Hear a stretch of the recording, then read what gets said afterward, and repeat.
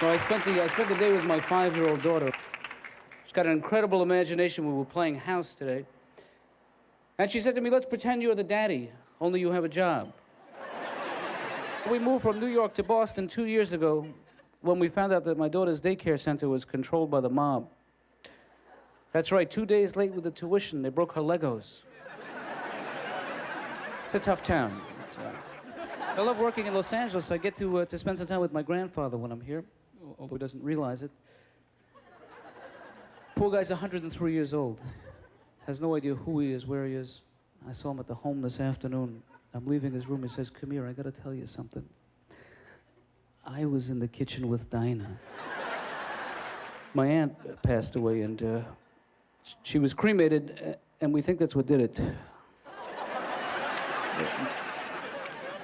Now I have to explain this to my daughter, and of course death is one of the 3 subjects that make parents uncomfortable. There's death, religion, and sex. I discovered this when I was a kid, and I asked my father what he meant when he said to Mommy, sweet God, it feels so good, I think I'm gonna die. I used to get picked on. I was a little guy, so my father enrolled me in the local martial arts academy where once a week I would get beaten in a more formal setting. I was in Detroit last week. I did a local talk show there. One of the other guys in the show had just written a book called How Your Name Shapes Your Future. This is a guy named Pee-Pee Head. I don't know if you're familiar with his work. I understand there was a big drug bust in the news tonight, not too far from here.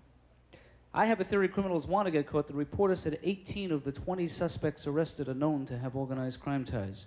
If they don't want to get caught, don't wear the ties.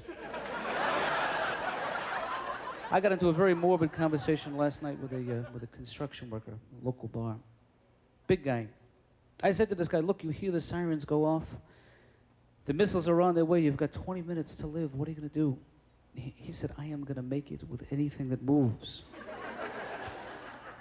He asked me what I was going to do. I said, I'm going to try and keep perfectly still.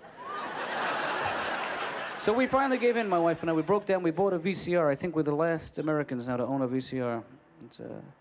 We don't go to the movies anymore. We rent them. This is the trend. By the year 2000, 1 out of 3 American homes will have an usher. But technology is changing our lives. It's true. You know the expression, you can lead a horse to water, but you can't make him drink? Now they can make him drink.